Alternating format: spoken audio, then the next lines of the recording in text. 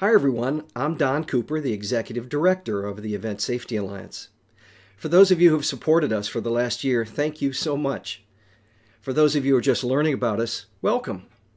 We at the ESA believe safety should be part of every decision we make, that safety is everyone's responsibility, and that we must watch out for each other. In this time of getting back to work and re-engaging our muscle memory, please be patient with yourself as well as others until we all get back to doing what we love. Thank you for being with us, and please stay safe.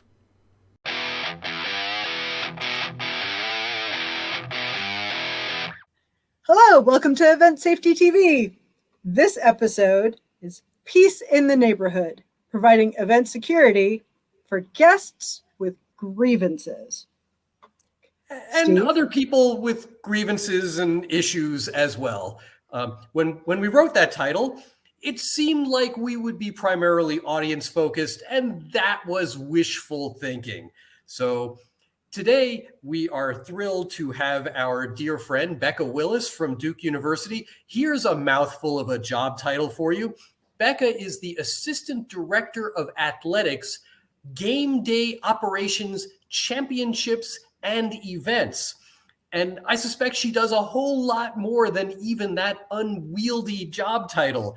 So Becca is going to chat with us about, well, trying to provide event security at this fabulous moment in history. And well, before we started recording, Becca was telling us about amazing things that happened in the sports of basketball and soccer, and also medical issues. So welcome, Becca. Yeah, good luck, Becca. Danielle and I are going out for coffee now. So Becca Wilusz, tell us stuff about what's happening in the world of event security by you these days. Thanks, Danielle and Steve. Great to be here. Really, what we're seeing in event security in the college campus environment is really just a different twist on many of the things that we've already seen and experienced before. But it just seems like in many ways, it's heightened responses to common problems that we've always seen. So it seems in many ways, guests are more, trying to think the best way. Guests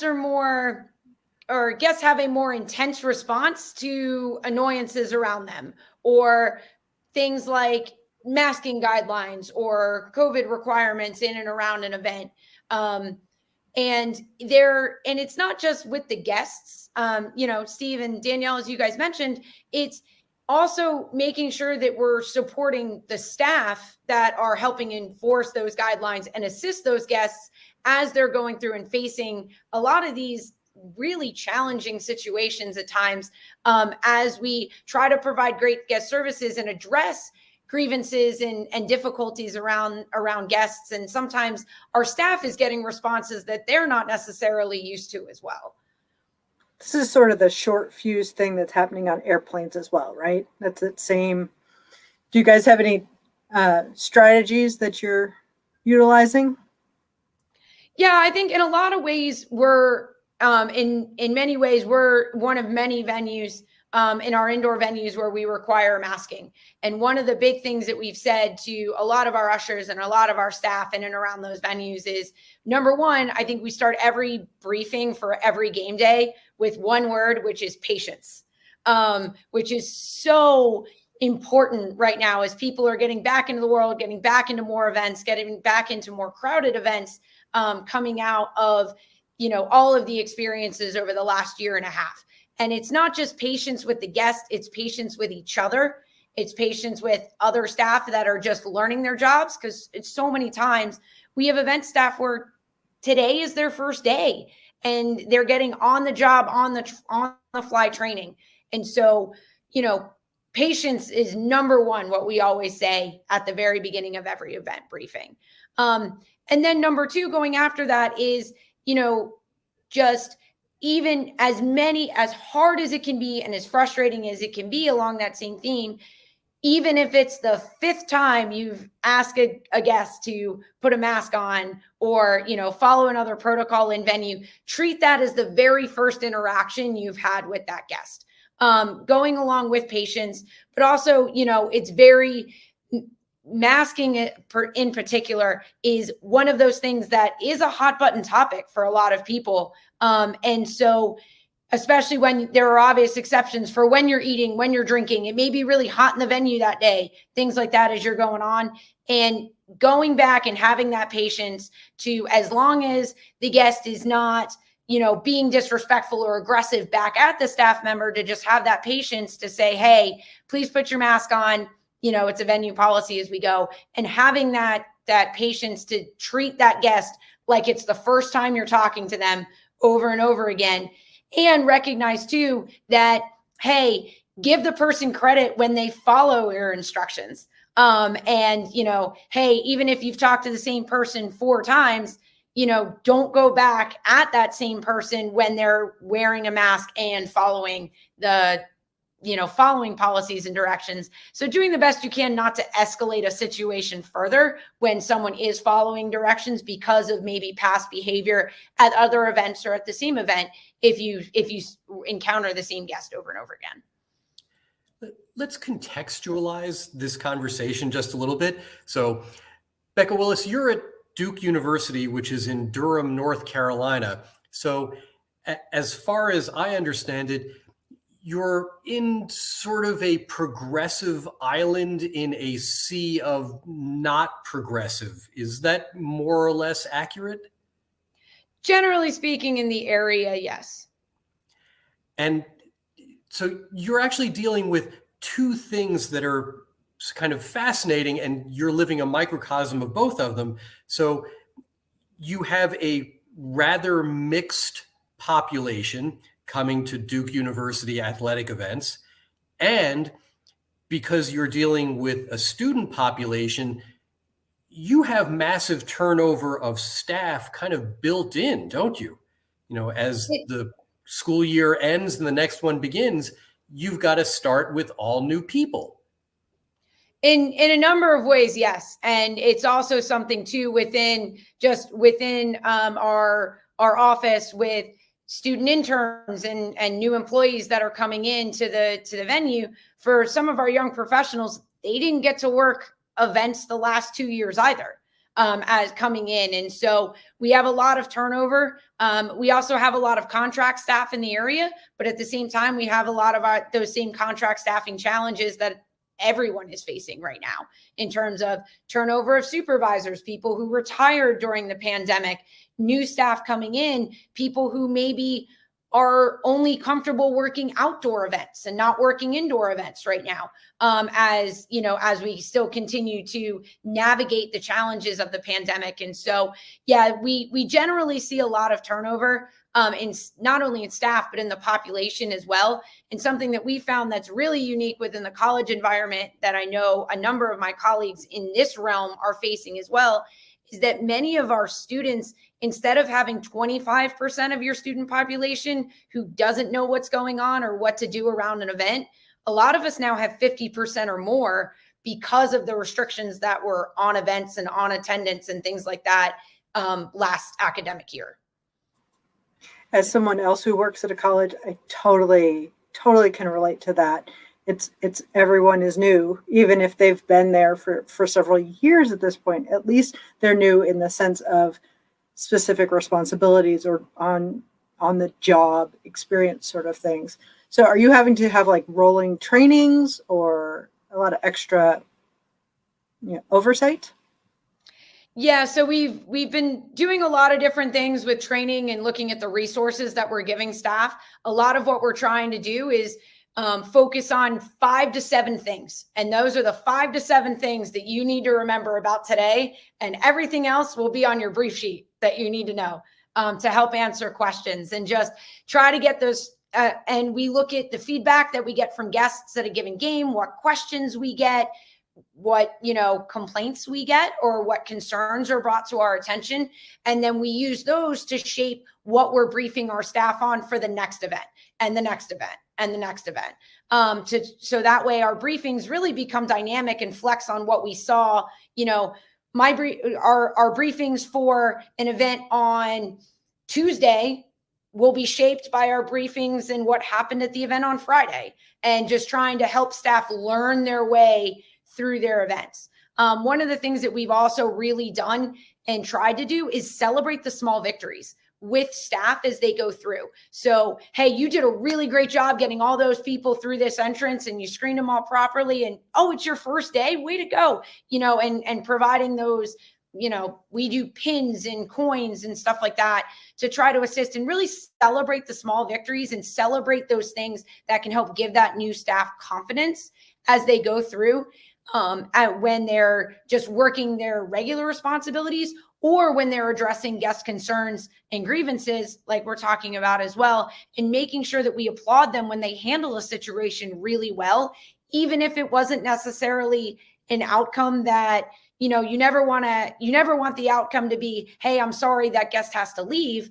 But if the staff member did everything they were supposed to do, we can celebrate that staff member and understanding how to elevate, understanding what to do, and following that process correctly, especially if it's the first time they've done it, or the first time they've done it this year, or the first time they dealt with it in an indoor venue as opposed to an outdoor venue that has completely different policies. And so really trying to use those things to boost the confidence of staff and use those opportunities to train on the fly has been really good for us through our first 3 to 4 months, and something that we're really going to continue through the rest of the year. Positive reinforcement is just an amazing tool. And that's some of what you said. I was like, pins, I could do pins. I'm going to steal pins. All right. So one of the things that we've been recognizing just through the news and through our own experiences is that all the old problems still exist, and we've just added the other ones on top, right? So what of some of those older risks are you encountering, and how are you compensating for them with all new staff and new procedures? Yeah, and that's a great point. Really, it's never, the old problems never fully disappear, right? I mean, we still have all of our standard problems with as everyone does, right? With fraudulent tickets, with bad tickets, the secondary market is everybody's favorite thing. Parking, and where do I park and where do I go? And I couldn't get right. The assistance shuttle took too long to get me where I needed to go. And, all of those things are still present and still there. And again, I think some of what we've seen is just that maybe heightened reaction to them because people are a little bit more on edge coming around crowds and doing those things, or it's their first day back and they're worried that, did I not do X, Y, or Z? Because now there's 8 steps to enter the venue instead of 3. And so again, really trying to use those same techniques, and we spent a lot of time on the front end training on the knowns and going over the knowns, and using that time to say, hey, the new problems, the reactions and a lot of the solutions to the new problems are the same as the old ones. And you can use that same approach of just patience, empathy, letting the guest voice their concern, voice their point of view, right? Because in many ways, we always try to tell our staff, fair is not in your eyes, fair is in the eyes of the person who is addressing their concerns. And so,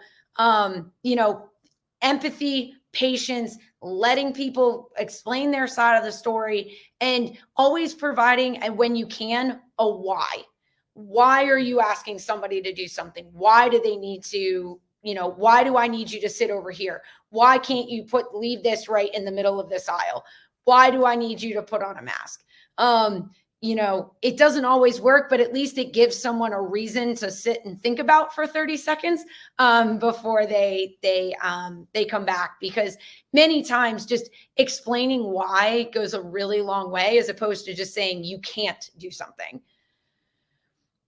So how do you do this? I mean, this all sounds wonderful. And I'm sure that the next thing you're going to tell us is that you have flawless, problem-free events, because these are all outstanding ideas. So Becca Wilusz, do you have flawless, problem-free events at Duke Athletics? No. There's no such thing as a perfect event, ever. There's no such thing as a flawless event. Why did we have you on then? What is all this nonsense? Disappointed. Pins all my and problems 5 to 7 things. This all sounded smart. Now I need to throw my notes away. Damn it. Well, because actually, people ask that question all the time, and it's there's no such thing as a perfect event, right? So it's because we all do the best we can with what we've got, and taking the circumstances and, hey, I might need to move supervisors around to cover here, or, hey, we're short here this day, but I know that Supervisor Joe is great, and I know he's always upstairs, but I'm going to have him cover downstairs and go here tonight because I think he's ready for it. And, our full-time staff member that's on that gate can help him if he runs into something. So a lot of what we do, and to your point in terms of how do we make this work, is we work really hard as a full-time staff, and I give all the credit to them. They're amazing. We have a full-time staff of 11 plus a full-time intern who are absolutely incredible. And a lot of what we do with our contract staff and our venue staff is they know who has their back. And if they need something, we will go as full-time staff and be that next step for them to support them, elevate them, and say, hey, and support and elevate them and say, hey, these are our venue policies. This is why this person's just helping us out and trying to do their job today. And they're that first step, and then they can elevate to us to assist as needed. Because really, in many ways, in a venue and in an environment where we have a lot of new staff, we know the venue policies best. We know what we're supposed to be. So, and it's not always perfect. Are we sometimes stepping in because staff made a mistake and communicated policies incorrectly? Absolutely. That happens more than once in a given game day, right? Or event or anything that we have going on. But that's where we can work with the staff, but they know that we've got their backs. And we do the best we can to answer their questions on the fly. We'll stop. I know I run around on a basketball game day. If I get less than 30,000 steps on a basketball game day, it's a miracle. All the staff joke around that I'm this blur that's just going around the stadium. But, and it's the same way with many of our staff. This is what we do. We run around, but we interact with staff along the way. We make sure they're okay. Hey, you got any issues in this section tonight? How we doing? Hey, I know you had a rough game last Friday. You're doing all right? How we doing today? Keeping that human as well, and making sure that the staff know that our full-time staff see them not just as, hey, you're working in my venue and you're the person that's working section 11, but you're my partner today. You're on my team today, and we can't get through this without you. Does that work? It does in a lot of ways. It's hard. It takes a lot of energy, but it seems to work really well. We get amazing buy-in from our staff. They try really, really hard.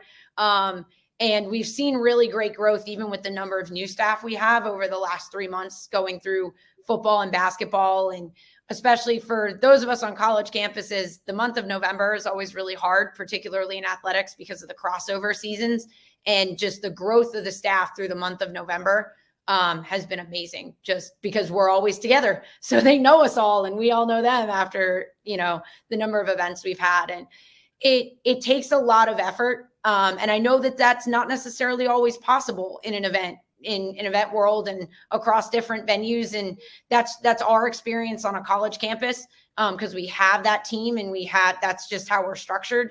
But as much as you can figure out a way to have your contract staff feel like they're part of the team, and that they are supported from above and from the people on site is huge and can go a long way. And so that sounds incredibly labor intensive, but it sounds like you've made it work. So let's change the focus to the other side of this equation, which is the fan experience. So how have the fans been as they've been allowed back into both your indoor spaces. And I know this is a somewhat special season for Duke basketball, so there may be a slightly different vibe than even the usual season. So how are the fans at your indoor spaces? And then let's talk about them at your outdoor spaces. Yeah, the fans in general, in many ways, was very happy to be back. So we were in a situation where we had no spectators at any events of any kind for all of the 2020-2021 academic year. So in many ways, people were just really happy to be back in venues. They were very thankful to be back, be able to, see their classmates compete, see their kids compete, and just see their favorite teams and coaches back in action in person. So in many ways, that was great. We had even initially, we were in, for the first about 2 months of the season, we were in universal masking indoors and outdoors. So that was definitely a challenge with enforcing as best we could. The students themselves were used to it because that was the expectation for them on a daily basis on campus. Guests were a lot more challenging, especially when you're trying to explain to someone why they have to wear a mask outdoors. But in many ways, we got through it. Again, it's constant reminders and things like that. And there are times where it's like, hey, you know what? We're just not going to poke the bear on this one. And you take your wins where you can get them and you go. Coming into indoors with basketball, as you mentioned, with this being a very special season, we had to put some more requirements in place for basketball than we have for any of our other events. Men's and women's basketball is where we require proof of vaccination or a negative test within 72 hours. And there were people who were not big fans of that. And we're still struggling with, guests and people who say, well, I can't be a fan if I'm wearing a mask. I can't yell as loud. No one can hear me. But, we're doing the best we can. I guess in some ways, we play in a very old venue. Cameron Indoor Stadium opened in 1940. So that in some ways is also some of the reasons why we're doing a lot of these things, in addition to wanting to be at full capacity for a very special season as we go. And so, we know that Cameron Indoor Stadium is not the same thing as a modern arena in terms of many of its amenities and how the building operates. And so I was actually really surprised when I visited you a couple of years ago there at how small it is. I mean, it looks, normal size on TV, and it's actually a lot smaller than that in person, which I imagine, tends to raise the level of excitement in good and not so good ways. Yeah, no, it's a tight venue. And let me tell you, you'll walk out and you're on a big game. Your ears are ringing for an hour or two after the game. It's loud. It's designed to be loud. The students are right on top of the court. The fans are right on top of the court. There's a reason why it's consistently voted one of the most intimidating places to play in college basketball, and also on the bucket list for many people. And that bucket list is also one of the reasons why we were really careful in how we constructed everything for this game and for basketball policies in this season. Because, requiring proof of vaccination and a negative test, if someone doesn't know and they bought tickets on the secondary market, and the number and just the potentially obscene dollar amount that could have been paid to come and then to turn around and get to the door and say, sorry, you can't get in, was not going to go well or be an option. So we made sure that we had rapid tests available on site to be able to take care of people if they're in that situation. We have an online COVID check-in for a verification online, so you don't have to necessarily wait at a tent. And the guests are getting much better. Everyone's getting used to the process now, which is it's getting a lot smoother, which is great. We've had our challenges with it, and and one of the nice things for us, again, being in that college and university environment, is we have a great relationship and partnership with our disability management system here on campus and with accommodations. And so they have been very active with us and have been great partners. And whenever we get questions about, hey, I have a medical condition or whatever, they'll review them all for us and assist the guest with whatever they need in terms of accommodations, and let us know what they've cleared, what they haven't. And in many ways, having them on call or available in person on game day to assist with guests and around events that we have where people say, where people may need accommodations for masking or has been wonderful to have them at our disposal to assist with that. So that sounds like a fantastic resource. Are you still doing something like wanding or baggage checks or clear bags or something like that as well? Yeah. So when you're saying that check-in process is pretty long. Yeah. So to come in for a basketball game, it's a COVID verification. So basically at the front of the screening lanes to make sure that you have the COVID clearance from the online app or wristband. If you only had your physical card or something like that, we do the physical checks away from the gates and then have people come in to not back up the lines. Then after that, you go through an entry screening process, which involves metal screening or wanding or medical accommodations is needed around that screening process. Then once you go through screening, then you get your ticket checked from there. Having a mask on is part of the entry screening process. So if you don't have a mask, you are provided one at screening, a disposable one. And if you, that is all part of the screening process. So if you don't have a mask on, you're not even going to get into the screening lanes, or you're going to pick one up right away. And then after ticket scanning, then you go into the stadium, and then you've got your ushers and directional staff from there that are all around the stadium to check as well. And we have our ushers check when someone leaves the aisle. Mask has to be on before they get on the concourse. Mask has to be on before they get back in their seats, unless they're like actively eating a burger as they're walking around.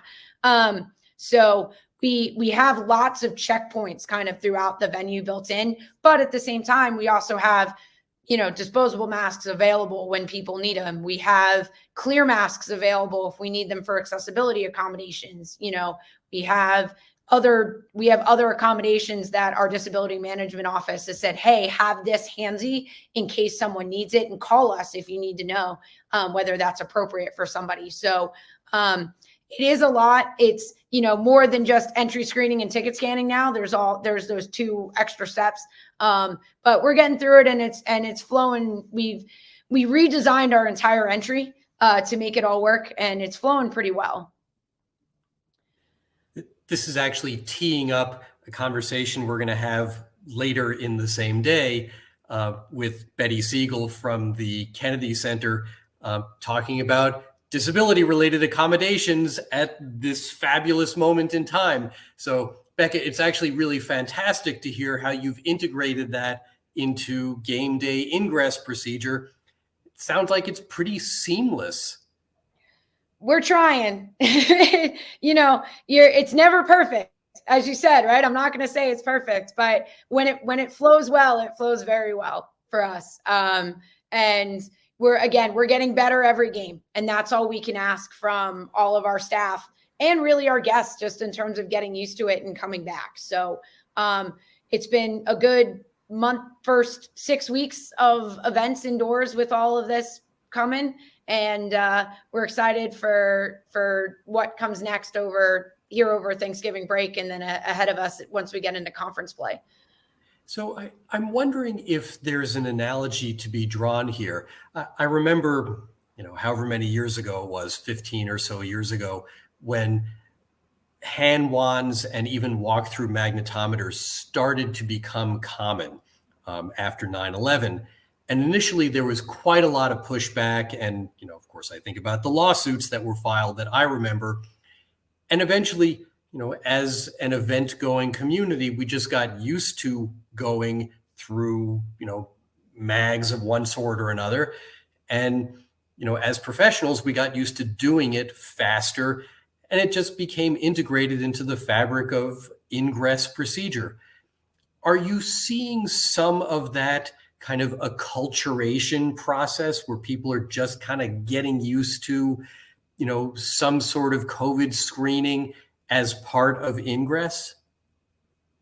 A little bit with our guests that are coming regularly. They're now used to it. They know exactly what to do, and they're in good shape. We do see a little bit more of a pushback from some of our guests that are coming from the first time. Again, in the secondary market is always challenging because you have no idea what information that those guests have received, which is likely none, because they just wanted to go to an event and found their tickets in some other way. And so that's always the challenge, really. And that's where, in many ways, we've tried to get in front of it with massive stuff on social media before every game, and every event. And even campus events have done a great job of getting that stuff, getting that information out, getting the expectations out so that people understand. We do a lot before each of our events, not only engaging our own fans on social media, but trying to engage the visiting fans that are coming in, using a lot of their Twitter handles and social media handles and things like that as they go through, just for if they see that they got mentioned by at Duke Game Day, maybe they'll retweet it, and then all of their 2 million followers will see it and then know what to expect when they come. So we've had a lot of success going through digital and some of what those of us that are a little bit more seasoned would consider non-traditional methods of, I'm much older than I look. Becca, is this when I get to bust out your PhD in biomedical engineering? Is that the right moment? Sure. But it's getting creative and making sure that we're engaging with guests the way that they want to engage, right? So it may be that putting out a graphic on Instagram with your policies is actually going to be way more effective at reaching guests, in the 14 to 22 age group than even going on Twitter or posting something on a website or on your newsfeed, because that's not the way they engage. And so it's really it's thinking about your audience, thinking about what platforms they use and how they want to receive information, and doing the work. And is it work? Yes, it is a lot of work, but getting that work in on the front end to engage prior to getting to the venue just makes everything at the venue that much smoother. So I've taken a lot of things out of this, the positive reinforcement, the celebrating those small wins, the planning ahead of time. And that's where I want to go back to is what's a lesson you've learned? You had this plan, you've done a few things, you're like, we're going to readjust. What's been your readjustments? The readjustments. There have been many. In many ways, it's with all of the additional things, right, that we have going on in and around events right now. Even for us, it made already big events seem a lot bigger. There's a lot more detail in them now. There's a lot more steps, as we mentioned, not just for the guest, but that's now each step that has to get planned for us as event organizers. And how do we go through this? And how do we manage crowd flow from this point to this point to this point to this point, when that's now all completely different than what we're used to because we've thrown this extra policy in. And we've done that a lot. We reevaluated a ton of different things as we've gone through events, and it's getting feedback from the staff on what's working and what's not working.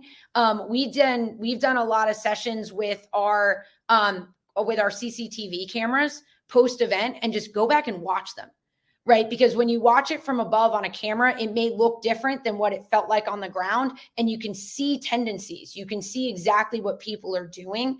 And so we've redone entry lanes. We've redone barricade flows. We've redone where we set things up, just based on what we're seeing in essentially a video-based hot wash right after an event to figure out what worked and what didn't.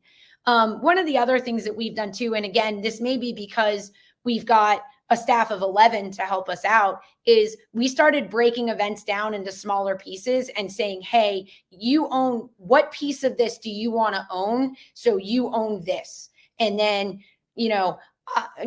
like, hey, Joe, you're going to own student entry for basketball. You're going to own COVID operations on the exterior. You're going to own briefing on the inside. You're going to own this.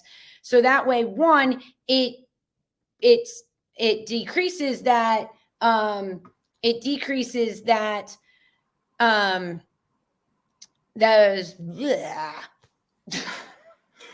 what happens? It's helping you eat the elephant one bite at a time. It is.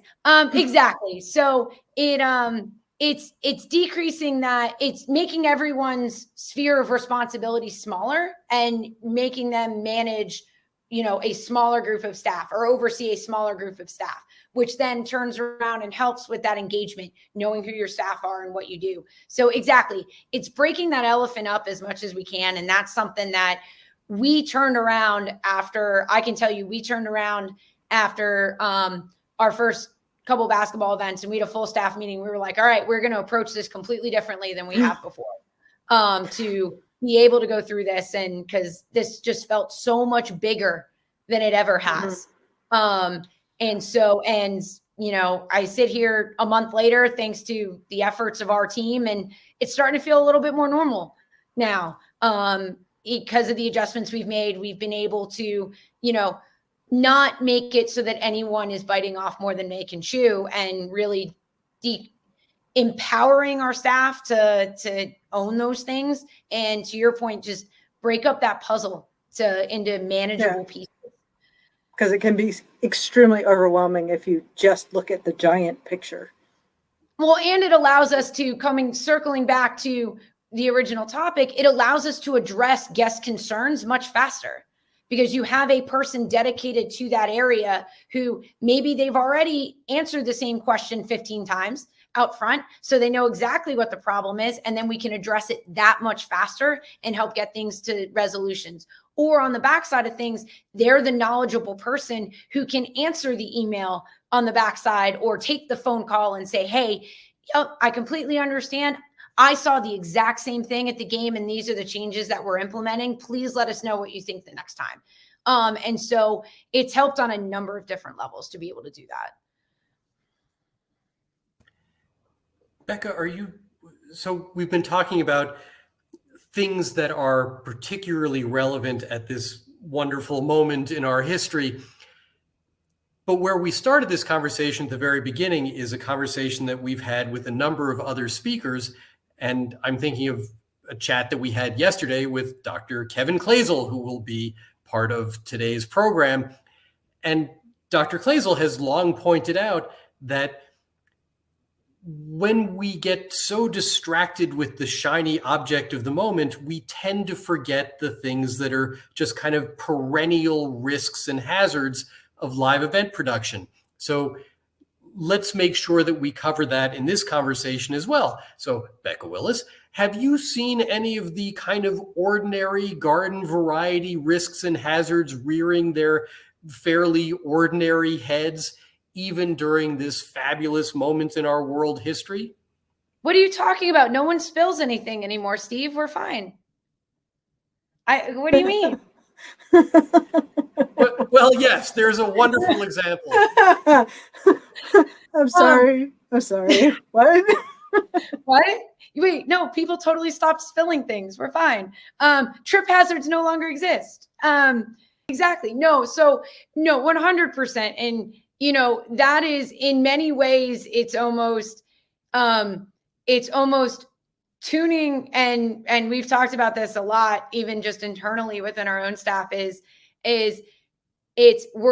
don't get so focused on does every single person coming through that door have a mask on, that you're missing the fact that they're tripping over the barricade leg when they're on their way in, or that, we've got wet spills that aren't getting addressed because housekeepers are so worried about wiping down handrails or doing other things that were added because of, the challenges of this moment, right? And so in many ways, it's remembering and still reinforcing the basics of what we need to do. And that is, making sure that we're, upon entry, we're still trying to organize people into lanes that keep moving and get people in, right? And so it's still remembering to make announcements, and the announcements aren't just masking. It's, hey, where can you enter? Step to your right, step to your left. Hey, go to lane number 5. That one's moved. There's no line up there. Go here. And not just focusing on the shiny and new. And it is hard to do because that's so much in the center of what everyone's focus is. And in many ways, and what feels like all of the guest grievances and comments that are made it feels like that's what they're all about. But those are just the ones that you hear the loudest. That doesn't mean that, hey, the thing that was the piece of carpet that always comes unglued isn't unglued. You know what I mean? So it is definitely a challenge, and it's all still there. And it's, again, that's some of the reason why what we were talking about, even with our staff and as we go through the day, here's your 5 to 7 basics. These are your basics, your basics, your basics. I can't think of how many briefings just for football game days myself I've done where today is about basics. Just execute your basics as you go through. And, you're still going to have tickets that scan invalid that you have to figure out what to do with. And you need to make sure they don't get in if they're not valid, because then you're going to have seating issues on the backside. And which person do you ask to leave?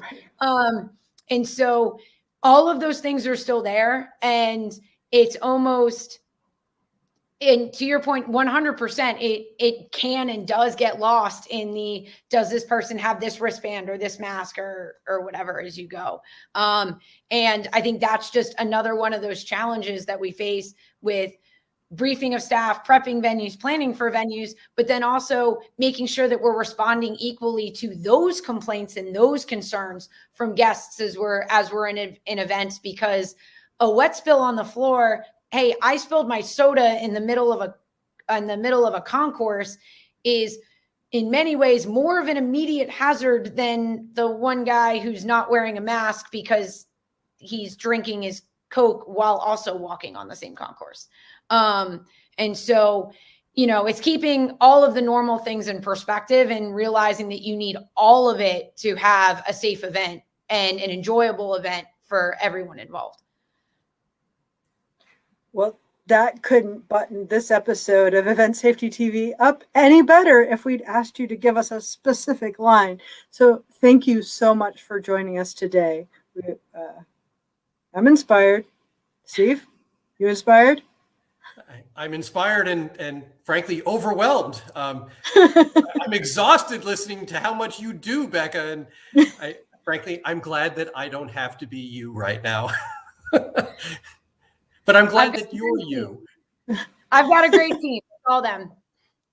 Awesome. Thank you again. And everybody out there, we'll see you in our next episode. Hi there, Steve Lemon here with the ESA Board of Directors. I'd like to thank everyone for joining us this year, virtually at least. Look forward to seeing everyone in person in the very near future. Nothing says what I'm trying to say better than the Turkish language, and I think you'll agree once you get it. Merhaba, ben Steve Lemon, ESA Yönetim Kurulu'ndanım. ESA'ya devam eden desteğiniz için teşekkür ederiz. Şahsen ziyaret edebilmek için sabırsızlanıyorum. İyi günler. Couldn't have said it better myself.